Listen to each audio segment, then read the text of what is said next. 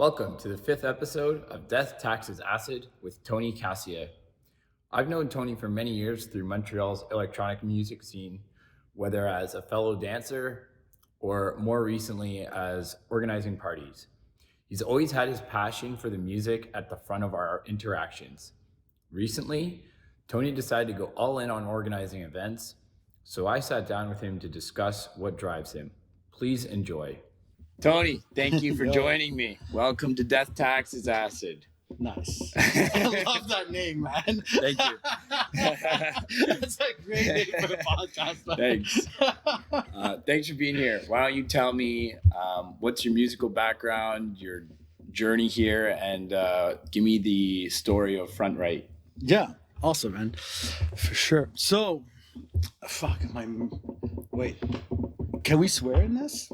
Yeah, of course. There's acid in the title. That's true. I'm just like, oh, should I censor myself? All right, so, I'll start with the Front Right history. Yeah. I guess how I got involved and the history of what I wanted to call the community. For years, I feel like we weren't too sure what Front Right was. Mm-hmm. You know, it was a community at first, then it started throwing parties, so it became like a promoter, and then recently we added the festival to it. But at the end of the day, Front Right is a community of people who love dance music, who love to, you know, like embrace music and dancing in a way that they get lost in the music, you know? And I joined the community in 2013. Funny story. My first ever stereo, Marcus Schultz.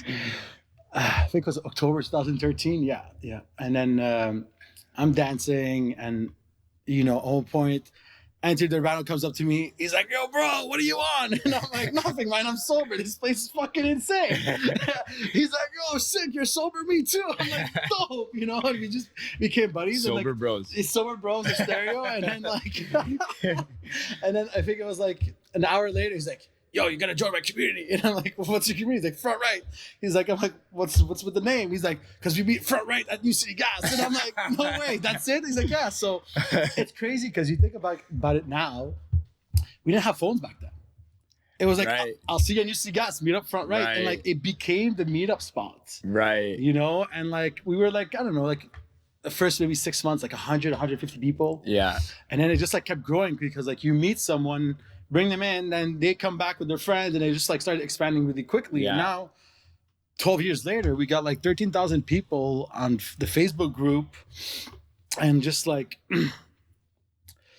you know, especially like now, I think like post-pandemic, you know, I think during the pandemic is maybe where I started getting more involved with Anthony. I was always like towards the years before the pandemic, like I used to joke and be his consigliere, you know, like I give him his like advice, you know, like he'd come to me because like I've traveled the world for festivals, for clubs, since 2011, pretty much, right? And my personal musical background is I actually grew up playing piano. Oh, okay, cool. And it's actually something I want to get back into over the next couple of months because I truly miss it. And like I actually have degrees from McGill at home that I got when I was like 9-10 years old. So like that's where my ear comes from. Okay. And like I was like 13 years old, my older brother like introduced me to Tiesto, Armin, Paul Van Dyk, and I actually went to my first rave in Lebanon in 2006. No way. Paul Van Dyk. I was 18 years old. 2006? Yeah. Fucking 18-year-old kid walking into this massive like Lebanon warehouse. Wow. Paul Van Dyk dropping beats. And No I'm way. like, what the hell is this world, you know? Oh my God. And since then, it's always been something that's been part of me. But I did drift away from electronic music into like heavy metal and stuff. And then like live concerts just became like the thing I cherished the most. My first ever concert was System of a Down at the Bell Center when I was 15 years old, on the floor, experiencing my first mosh pit, and I was like, this is life. Right. You know, and I think as much as I tried to like do other things in life, music always came back. Yeah. It's actually pretty wild because like I look back now, like I just turned 37, and I think back about when I was 17 years old and I organized my first party, Okay. and like back then I didn't really know what I was doing. I was just like, okay, here's who I want to invite. So curating the crowds because the crowd makes the party, right? Yeah. And then like I would actually like build playlists. Sending invitations by MSN Messenger. Yeah, dude. Nudging. Yo, it was crazy back in the days, man. It was just like tell people, trust, and people just show up. It was good times. Okay. But yeah, I would even like curate the music, right? I'd be like, all right, so we're gonna start showing up at 8. Yeah. I'm gonna play this kind of music at then, and then like as we get closer to 10 and people have some drinks, we're gonna get down and dirty, get the people grinding. Couple of Coca-Colas and they'll be fired up. Yeah. Dude, and then like, yeah, it's just been part of my DNA, music, social gatherings and events, and just creating moment for people, and so when the pandemic hit and me and Derbs were like doing a lot of hikes, we were chilling a lot together, we live very close to each other. We had this little phase of double dating too. It was so cute. Nice. We just go on hikes with our girls and just like they talk, and then we would talk about raves. And then I remember like in 2020 when Derbs was like, dude, like I want to throw a festival, and I'm like, what do you mean, man? It's a pandemic. Yeah. And then like he's like, we gotta do Front Republic, man. He's like, and I could see it was like eating it up in life. Yeah. Not being like, like Durbano is one of those guys that like he can't stop organizing events. Yeah. Even if he tried to, like even if you would handcuff him, he'd sneak out and find a way to do it because it's who he is. So when he wanted to do the first Front Republic, he'll organize his own funeral, is what you're saying. At this point, it would probably be in his will, like, yo, you're not gonna cry my funeral, you're gonna fucking rage, like he's gonna make a wish list of like all the crazy stuff I did not accomplish in my life. Guys, do it for the funeral. Yeah. And like, so basically, it was just like, we don't know what we're doing. He's just like, I'm going to rent the spot. I'm going to tell the people to show up and just to trust, and we're going to do it. And I'm like, all right. Yeah. Let's do it. Cool. And then he rented a spot next to the border that had land with 4 chalets on it. Nice. And so we rented all the chalets to have the entire land. And then we just told 120 people to just like send a bit of money and just to show up and do whatever the hell they wanted to do. Mm-hmm. And that experience was what got me like thinking, why am I not more involved? Why am I not actually like doing something in music? Like we've met before the pandemic. You saw I'm at all the shows. I was at all the shows. I would go see so many different artists. I know music. I've spent thousands of hours listening to music. And I was like, this is my like number one passion. Why am I not doing something with it? Right. And so, and at that time I started working with Elias Ariam, formerly known as Solid Stone. He had approached me to be his manager. That was actually my first foot in the door. And like, okay, like people believe in me in a sense, right? Mm-hmm. And I'm like, maybe I should explore this.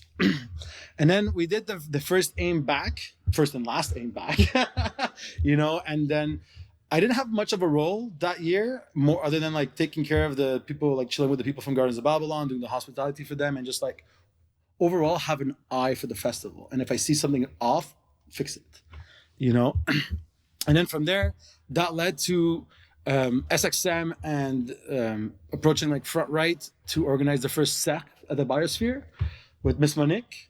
And then Anthony's like, dude, this is the biggest fucking show that we've ever done.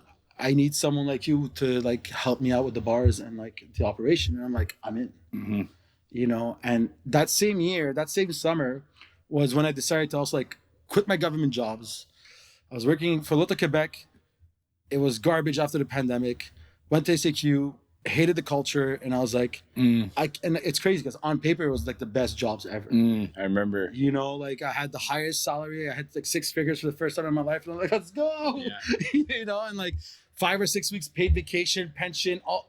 But the culture was just There's no music.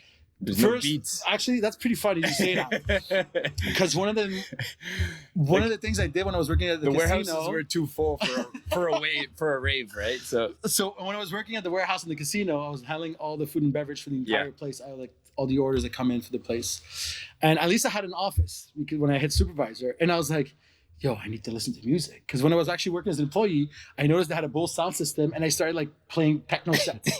And I noticed that all the staff was actually working a bit faster because like their heads was just nodding, and everyone's just like to the beat. And I'm like, yo, these guys are slaying their work without realizing. Director's like, yo, you got the productivity up. Everyone was like, you turned around this department like it was the worst department in the whole casino. Now everyone wants to transfer to you. What'd you do? In my mind, I'm like, nothing. I talk to my people and all this thing, and in the back of my head, I'm like, techno, baby.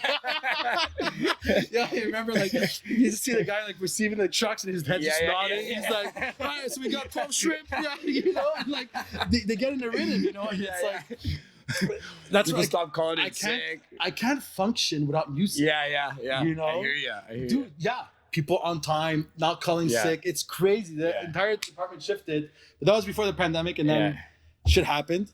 Yeah. And then when I went to SAQ, that's where I could not listen to any music. Yeah. Because like we were working with heavy machinery. I had like 80, 90 guys under my team.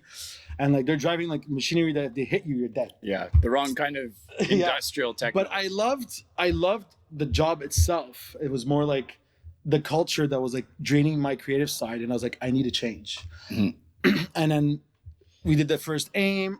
A couple weeks after that, I quit my job. I gave him my notice. And I was like, you know what? I'm going to start betting on myself because everything I put my mind to, I'm actually like, I get done. Mm-hmm. Like it's like I trust myself to pick myself up and actually go for and chase my dreams, And then that's where I started getting more involved with Front Right. And then we did SEC. 3 weeks later, we had our first Requiem. And then like it's just been like nonstop. Yeah. Nonstop. So, the last 2-3 years, Front Right, we've always just like kept pushing the envelope in a sense. Yeah. Like you were there at the last Requiem. Yeah. If you look at the first one compared to the last one was sick. It was bonkers. It was sick. It was bonkers. It made no sense, especially with the whole fire alarm and like it fit the vibe of the night. People thought it was part of the show. Yeah. Like, how'd you guys get the firefighters on board for this? I'm like, yo, we didn't. Oh, we did. We just pulled the alarm. They forgot to turn off the fire.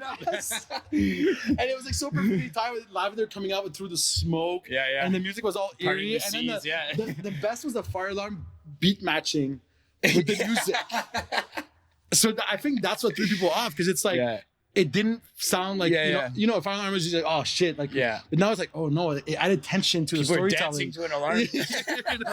You gotta love those moments, So there's a lot there, and I want to come back to your whole Front Right stuff, but you made me think of two questions that I think you'd be a good person to ask. Go ahead, because you spoke about your passion for live music, and you said you did concerts like System of a Down or whatever. So,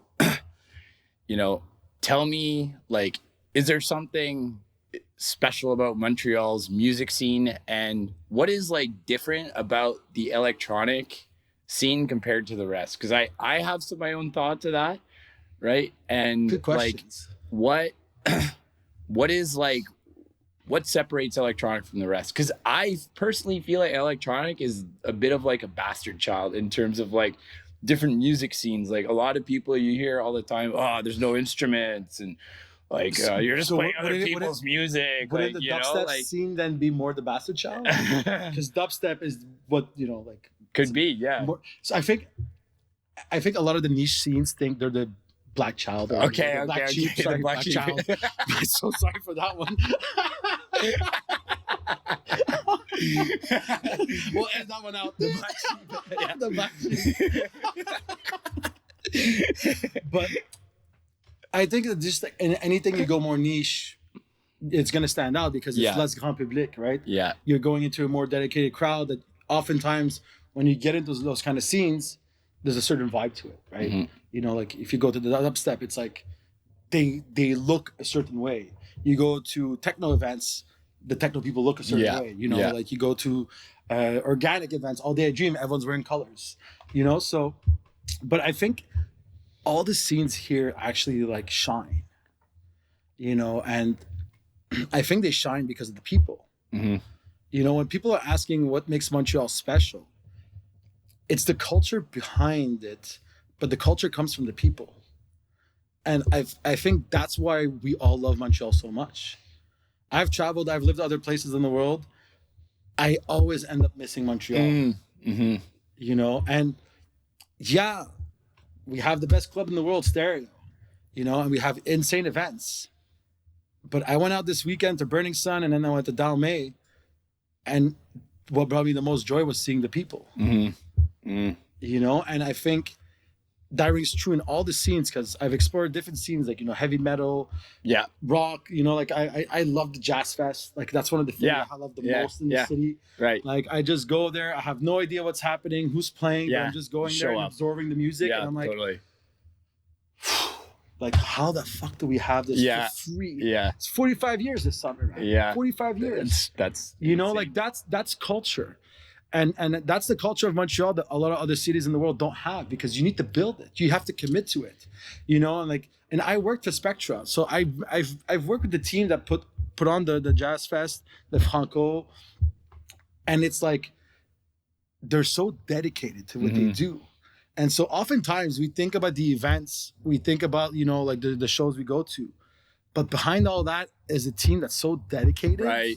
You know, and that's also part of the culture of Montreal, is the people who come give their blood, sweat, and tears for a festival that for 6-9 months you're planning, and you're getting closer to the first day, and then you get into it, and like you're just like, it's go time, and then 10 days go by, 12 days, however length it is, and it's like, it just ends, and you're like, what the fuck was that?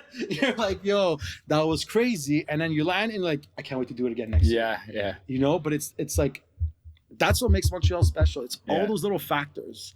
And that's what's important now to keep, you know, like supporting a lot. You know, it's the crowd. One thing that right now I'm not enjoying about Montreal is like, I find a lot of places are not taking care of their people. Okay. Say more about that. And the less you take care of your people, the more your experience is going to get hindered. And the more the people are not having fun. And if the people are not having fun, then they're less willing to go out. And the thing is, if they're not having fun, they might not also feel safe. And that's a big thing that's important that we don't talk about enough. Right. Is, does your crowd feel safe? That is great. You know, and that's one of the reflections I got a lot when I was in Panama, because like I was at Reactor Vinal, which is in the south of Panama, and it's actually a festival that's actually open to the community for free so the festival is basically 16 sunsets, 8 sunrises. The sunrises is where you need the ticket, the bracelet to get in, because it's like the bigger DJs, and like it's like the sunrise parties, you know. But the sunsets are open to everybody, and people come with their kids, and the kids are running around, and the kids are having fun, and the kids are playing the art installations and all this. The kids are so safe. They're so safe. It's crazy. It's like you know that everyone there is taking care of one another, even if you're total strangers. You know, and it's like, yes, it's a small festival, 500 people, but it's just like, it made me realize it's like feeling safe is so important to events. Right. And I think recently we started stepping away from that, because one, at the end of the day, we know it's a business. People need to make money. But like, when you start cutting corners to save money, but it affects your overall experience for the person who's attending, that's a mistake. Right. You know, and, you know, I don't know, well, I'm going to say this out loud, but I don't know if you went to Osheaga last year. No. It was a total shit show, man. It was a total shit show. Mm. When Chapeau Roan came on, and there was 40,000 people watching her perform, which was actually insane, one of the craziest experiences of my life. But in 42 degrees plus weather, and like, it takes you an hour to refill your water station, your water bottle at the water station, or an hour to get food. Yeah. You're not taking care of your people. Yeah. Also, all the cops who are like dickheads, by the way, but like when the crowd's coming back into the metro and they have like that, like all those like tons of cops, like, you know, they're there because they're afraid of like stampedes or whatever, right? And like, dude, that's not a safe feeling at all. No, especially, you know, people are intoxicated and, you know, like, but I feel like the Jean Drapeau situation when there's a lot of people is actually pretty good. It was just more like no, and that it's more like it is it's when everyone's cramped up together that's right. dangerous, That's what I was, like we saw Travis Scott continue to perform as people were dying in front of him, right, you know, in the US and stuff like that. And it's like, right. yeah, So, we can go so we can go really far into this. Like, no. but, like, So how do you, as an event promoter, ensure the safety? I know that's important to you. Like that's at the front of your mind, and I can feel it. I can feel it at your events, you know. And like the other thing is like you don't need to have signs up where it's like don't be violent, but it's just like even just like having that like culture of it, you know, like attracts the right crowd where you don't even feel unsafe, right? So, it's a lot of moving pieces. Okay. So it's first, as the organizer, what can you do to provide safe spaces for people? Yeah. Then it's also the security you hire. You know, like we've all dealt with security that made us feel unsafe. Right. Like they made that everybody was like somebody to watch. Yeah. Then it's also your staff. I handpick all my staff that's working at the bars, at the doors, right, so that people feel welcomed. Okay. You know, like if you come to a front right event and you turn and look at the bar, even if there's 100 people at the bar, they're dancing while doing their drinks. That adds to the vibe.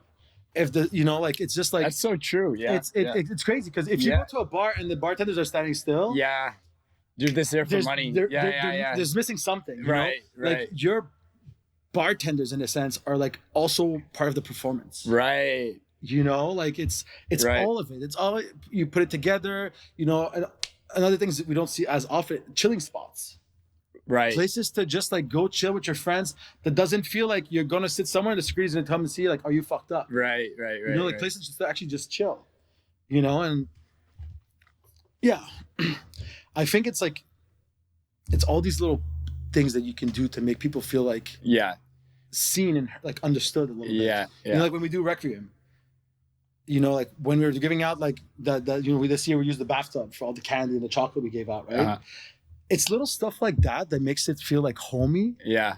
That makes you feel more comfortable. Right. It's like, oh look, Kit Kat. Yeah. You know, you're just like, it's those little details that are important. And this is funny because that's me and Anthony, that's where we like butt heads sometimes. Cause like he's watching the budget and I'm like, fuck the budget. I'm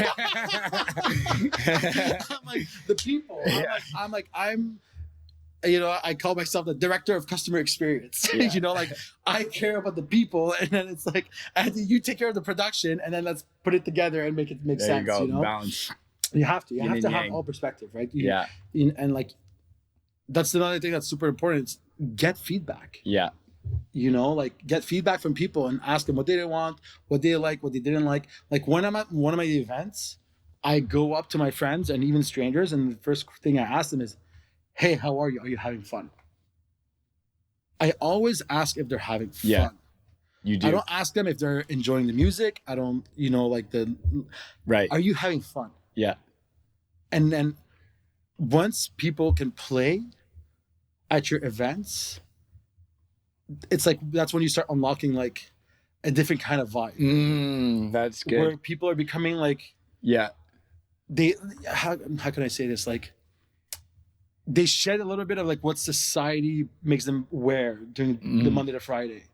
Because now it's like they can just be a little bit more weird and just like have fun with it. And, like, not be serious, you know, just like, because at the end of the day, going out dancing and you know, the raves, the after hours, the picnics, the day parties, all of them, it's, you're going there in a sense to celebrate life with your friends.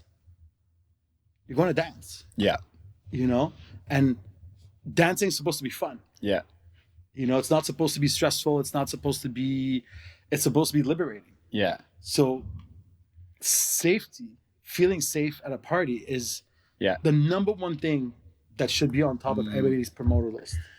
Yeah. And, you know, I find at your events, there's always a good balance of like men and women there. Do you think that safety is a bit different for men and women? Because I do find that, like, I've heard a lot of complaints about, I don't need to name places, but about certain places, some places that we all love, you know, and it attracts the wrong crowd for whatever reason, or the venue's not doing enough, right? So like how do you get it to a point where your crowd is like doesn't behave like that at all, right? Like it's a loaded question. So there's multiple things with that. It's the crowd that we have, because we're a community, it builds over time. Yeah. So if someone's new to front right, they're probably going to meet someone who's already in front right, who's going to be able to like tell them a little bit about, you know, like the type of parties we do, the philosophy behind it or whatever. But like the other part is when a stranger walks in, if you make him feel welcomed, like I've met actually a lot of people in the last year, like who recognize me from social media, and I'm like, and they're like, they come, you're Tony. I'm like, yeah, hi, nice to meet you. And like, I spend time with the person. I'm like, this is someone new that, you know, spent his hard-earned money to come to our party. Yeah. I'm gonna have a conversation. Yeah, not I even. don't know who he is. More than a customer, like. Yeah, he's part of the community. Patron. Yeah, like everyone's a part of the community. Right. You know, like the dance floor is a safe haven for, you know, all genders, all sexual orientations, all races, all religions. Yeah. The dance floor, there's no status. It doesn't matter what you do, how much money you have. Nothing matters. What matters is shake your booty. Yeah. You know, like, yeah. and that's what I'm like working and focusing on to protect that. Right. And you know, I don't know if you saw recently that viral post that went all over the place. That the one DJ that spoke up against the state of the scene. Oh, You saw that? Saw it. I read it and I was like, this is garbage. I'm like, this is garbage. Not because what he's saying doesn't have like real facts in it. Yeah. It's the approach. Right. You're criticizing. Why aren't you presenting a solution? Why aren't you trying to be the change that you're looking for? Right. Because at the end of the day, everything changes, everything cycles, everything evolves. That's how life is. That's how humanity is. You know, 3 years ago, AI didn't exist. Right. Now we're all about AI and we're about to enter robotics. You have to adapt with the times. The young generations coming into the dance floors, they lost 2.5 years of no education on the dance floors. You can't put that on them. Put that on yourself, buddy. If you don't like the state of your scene, you're part of the problem. Yeah. Be the change you want to see. You know, and like that's why I didn't share it. I didn't comment on it. I was like, I sat with it and I'm like, this is bullshit. Yeah. You know, like so for me, it's like I saw that one and it's kind of like why like I agreed with the post. What I don't necessarily agree with is like why do we care? Like let the influencer people do their own thing with their bottle service parties, VIP, like whatever. But like, why? Like why do we care? Like we could do our own thing the way we want to do it, and we're just gonna naturally attract the real ones to our thing, right? Even the influencers might be real ones. They could, yeah. You just have to give them a chance, for sure. Because at the end of the day, I didn't get into house and techno when I started. I went from heavy metal to dubstep. Right. You know, and like you talk now to people about dubstep, everyone has a mindset, but it's like there's always an entry. And then from there, you know, you might maybe one day, I think actually this happened in the last year where it's like I've met someone who's more in the bottle club scene. Then I brought them to like the underground and they're like, what the fuck is this? And they're like, this is what I'm looking for. But they didn't know. But they didn't know what they were looking for yet. Yeah. Because they didn't know it. So when you're just bashing that like social media is turning everybody like, you know, yes.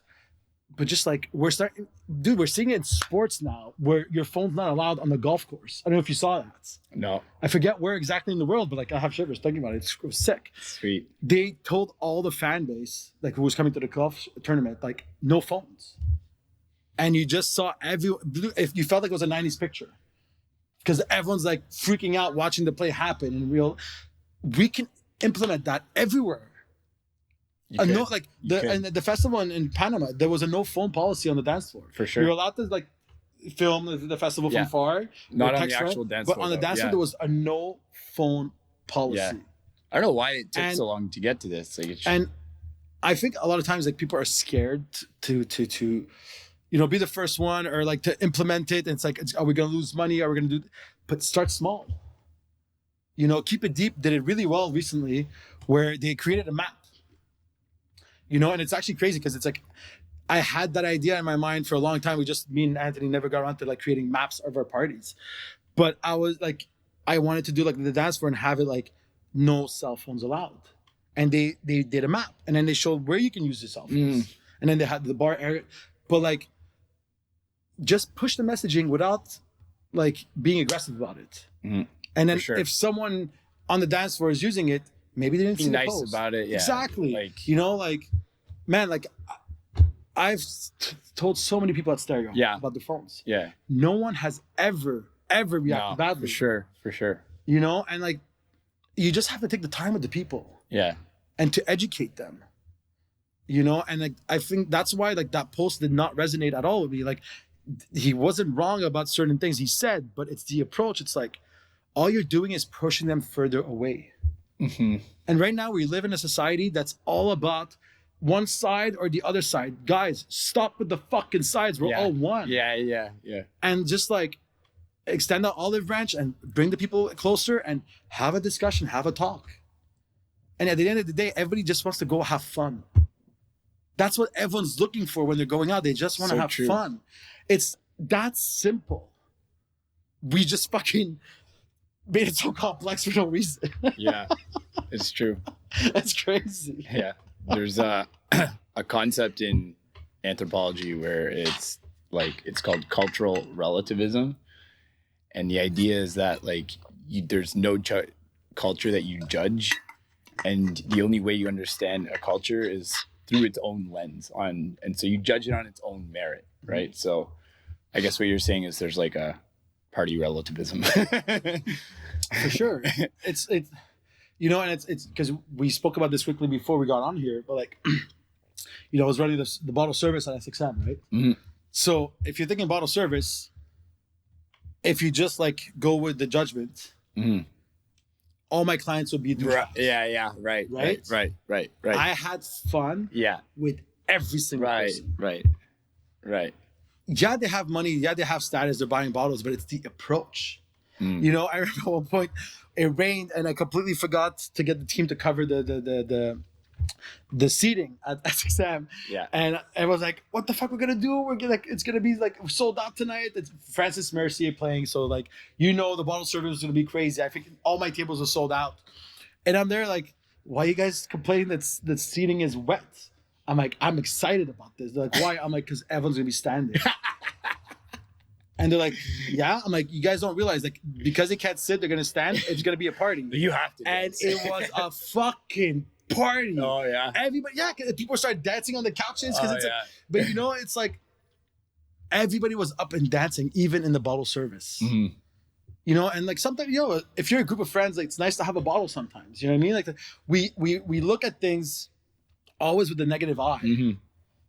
But it's all mindset. It's all how you approach it.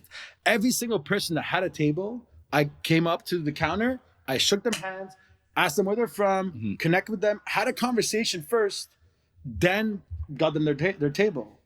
And then like I would start seeing the same people because they would get tables like every day or something.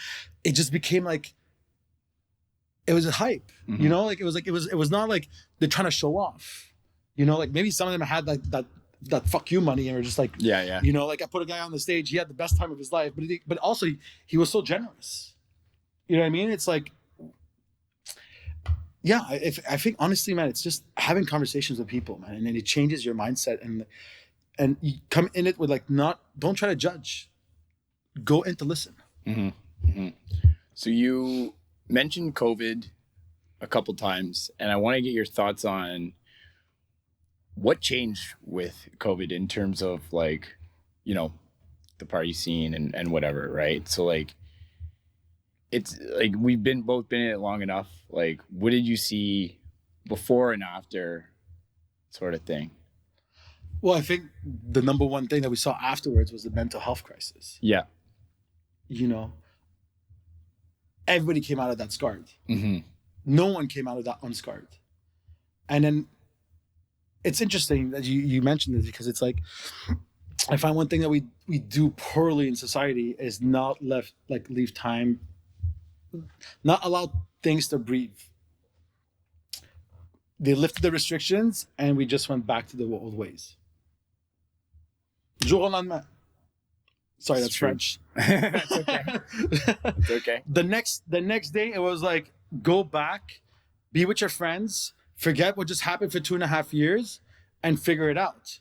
So what ended up happening, and that's one of the reasons why I decided to shift everything, was June of 2022, when like it had been 2-3 months. We were open now at that point, 3 months, and I noticed that the crowd was not doing well.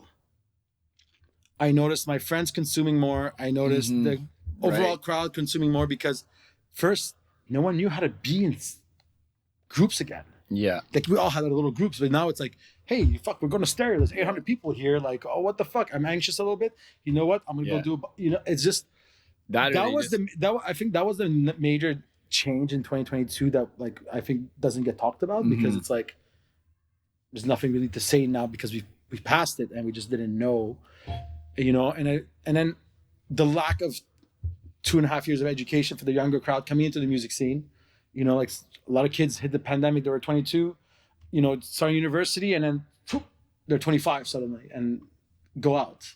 They never had those learning curves, all those years, like when you start partying, like you're learning as you go.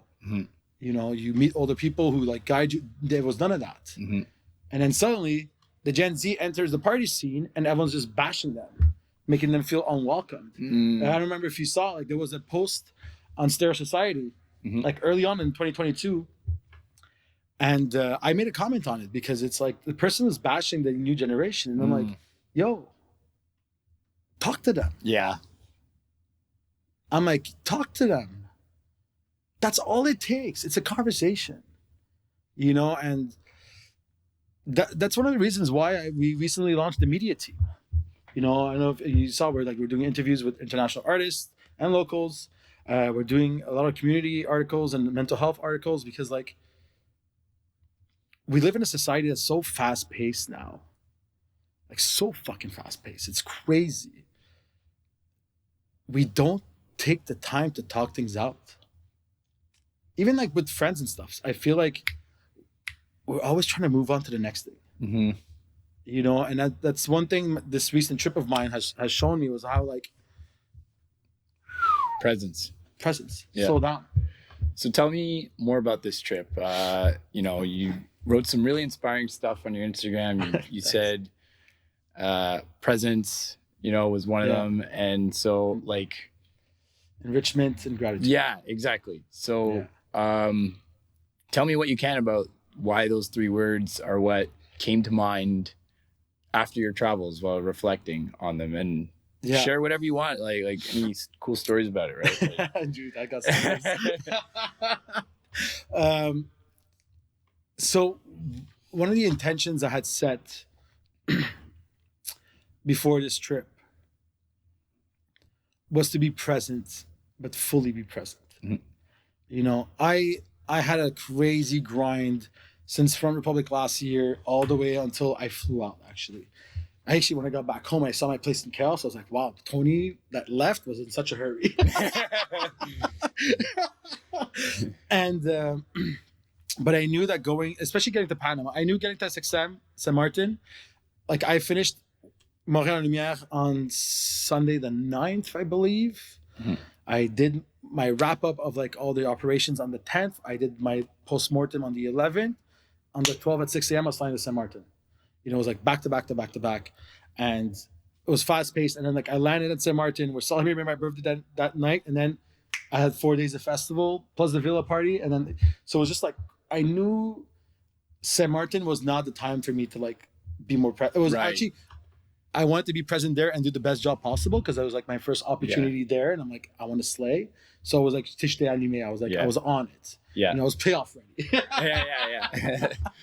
But then getting to Panama was like, okay, bro, you came to Panama for 4 weeks to learn how to slow the fuck down and to be present with yourself every single day. Okay. and making the most of every single day, because I knew the experience I was about to live is not something that like is accessible for everybody. Mm-hmm. It's a privilege to go to a 16-day music festival Mm-hmm. in one of the most gorgeous places I've ever been in my entire life, and doing 16 sunset parties and 8 sunrise parties. I did every single party. I never once got fucked up. I did yoga in between, like during the day. I swam every day. I took care of myself. I was just like, I forgot. Look, I had my phone because I was like helping and volunteering at the festival, but like I forgot what time was. I forgot what the date of the week was. Like nothing. All that mattered was the sun. The sun was my guide about like, and like they would post only the set times, like the morning of. So you check your phone once and then just like go with the flow. I didn't have a clock. Even when I was like, yeah, guys, I'll see you at the party. What time? I don't know. It was just like, I'm going with what I feel. And like I said, it's a privilege because like here in the society, it's so fast. Over there, I was like, learn how to slow down. Learn how to actually slow down. And then it's like, I think it took me 48 hours. And it was after my first sunrise party that I was like, whoa, okay, now I have arrived here. Now let's make the most of these next 4 weeks. Because Reactor was 16 days, and then I was going to travel in Panama to go do some hikes, chase some waterfalls. So every day was intentional. Every day I was like, this is my intention for the day. Like, you know, like depending on who was playing too, like I knew like, oh, Facundo Moore, like I'm going to go dance my life away, you know? And then there's other artists that's like, oh, let me go network. Let me go meet people. And I mentioned it in the story that you talk about. Like must have met over 100 people on my travels. Like if not like 150, I have no idea. I didn't keep track, you know, like, never know. But like I've connected with the community there. I connected with the communities from around the world, but I listened to every conversation. Yeah.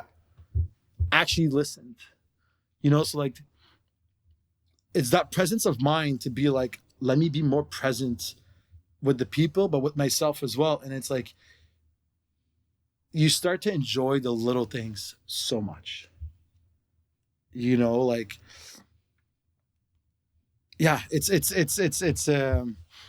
something I want to maintain here, and I want to like put into practice, but like I guess also like preach it. Yeah. Because like it's so interesting because like before my trip, I felt like my creative juices were finitos. They were empty, depleted. Okay. And the second I started slowing down, all these ideas, man, just coming in, and I was like, oh shit, all right.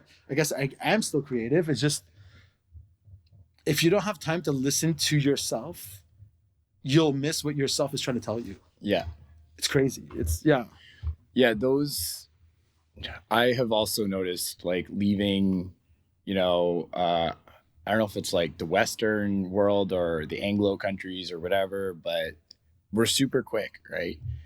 And I've also noticed like, it's not just that you're traveling and you're relaxed. It's like the whole culture of an area, like Southern Europe, Caribbean, you know, South America, like it's the whole culture is just more slow, more chill, and more relaxed, you know.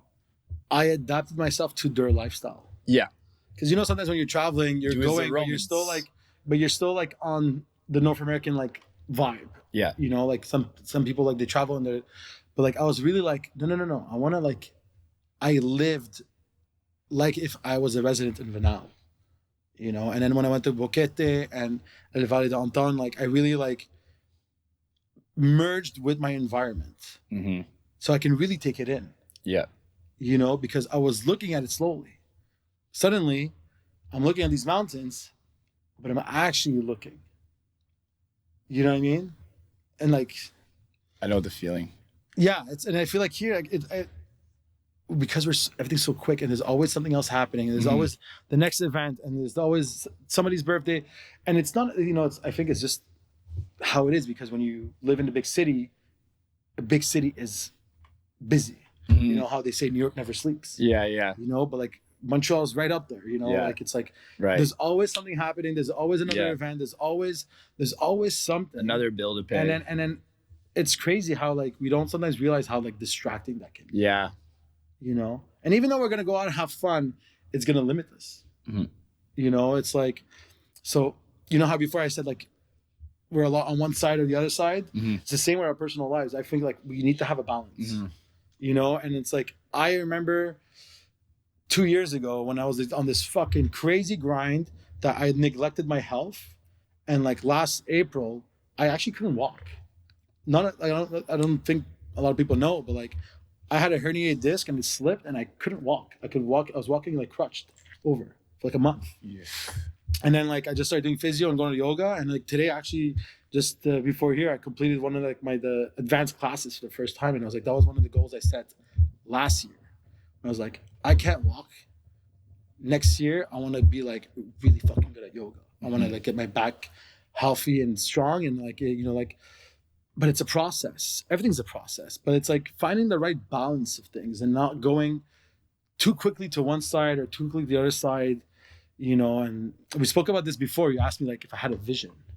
Right now I'm like zero vision. I don't know I just quit my job. I'm like trusting the, you know, the this path I'm on, and trusting that like, you know, I want to keep doing what we're doing for Front Right. I want to keep developing that, you know. It's like yeah, but I don't know what's next. All I know is that it's gonna be fucking fun. Okay, so you don't know what's next, but you do have some. You have some ideas. You have some ideas. You have some ideas. You can share or not share. Yeah. Like I'm more interested in like, what do you want to do differently, or what changed in your thinking based on your travels, right? Good question. So you remember how I mentioned safety? Yeah.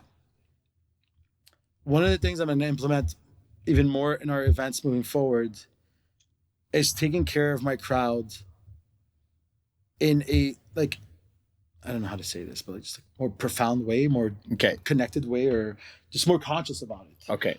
There was some things that I discovered at Reactor, ways that they were doing things that I was like, this is pretty genius. But it's funny because on the flip side, you're losing revenue. So they made us feel super safe and taken care of, but they had to forego some revenue. Mm-hmm. And I was like, oh, Anthony's not going to like this with the budget. But like, it's stuff like that that really makes your events a community-based event. Like I just want every single person that walks into my events to feel like they were taken care of, that they were seen, they were like watched over, they can be safe. I want people to be able to come and dance as weirdly as they want, do whatever the hell they want. I realized I don't want to throw events. I want to create playgrounds. Okay.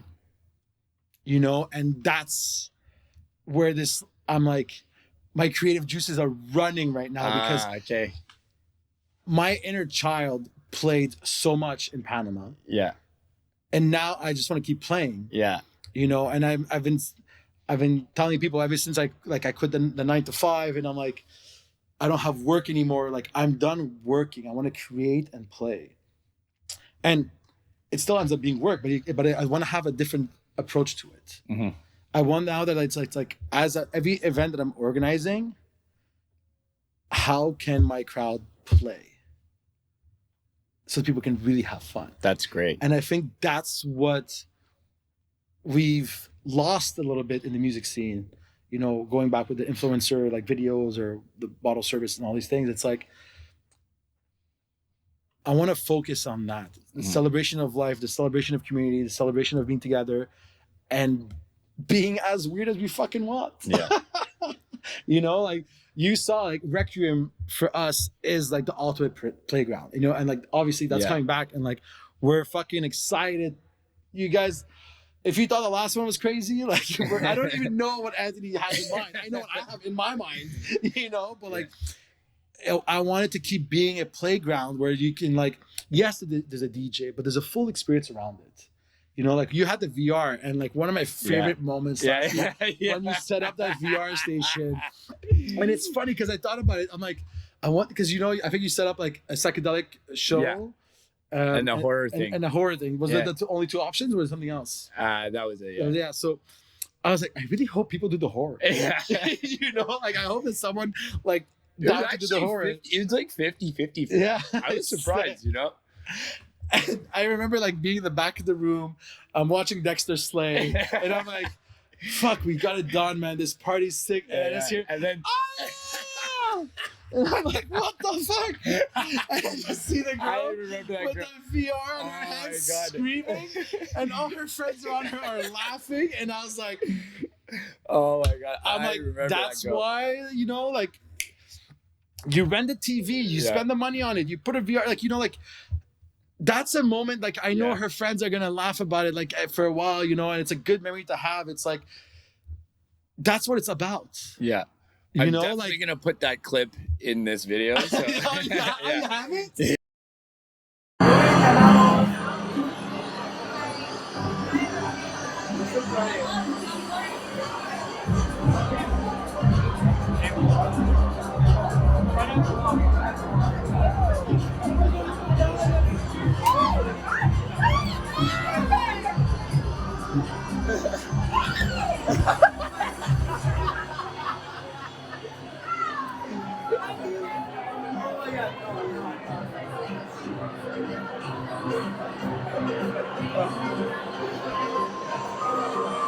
Try not to walk. Yeah, that girl she was my favorite customer by far. She was hilarious. You know, that was awesome. Dude. Yeah. And like, you know, we had the tattoo stations, and like when I saw two of my friends getting matching tattoos, I was like, oh, nice. Like, is this actually happening? That's sick. Now? Yeah. You know, but it's like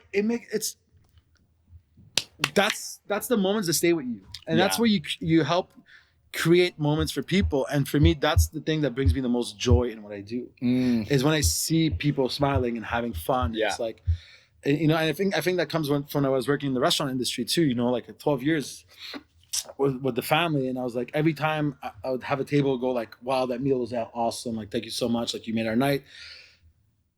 Sharing that with the people, like, that's worth so much. Yeah. You know, and that's where like, I do what I do not for money. If I wanted money, I would have stayed at the government. Yeah. You know, like, I'm doing this because I love it. I'm passionate about it. I'm passionate about the people.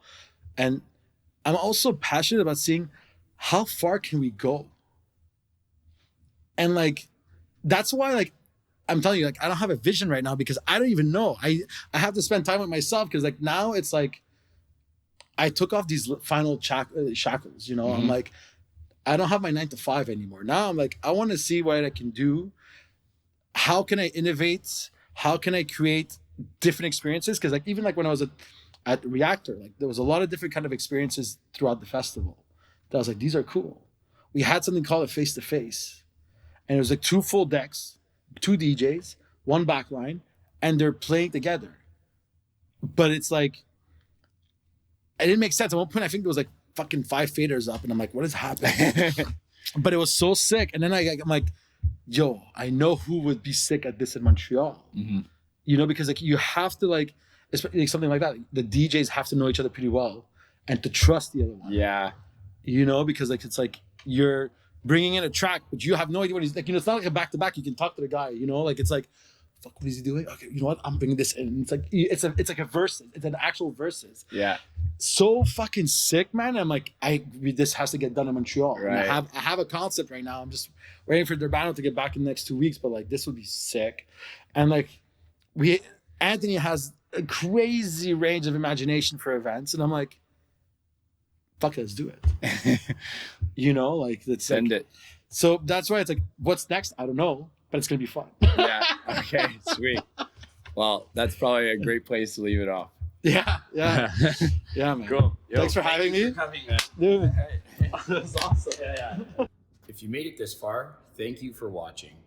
I can't think of too many better people than Tony to run music events, since he operates from a strong set of values, and I can guarantee you that's what makes a great party. As Tony embarks on this new chapter, I wish him as much success as possible. And if you're from Montreal and part of our community, I'd like to encourage everyone to support as much as you can. See you on the dance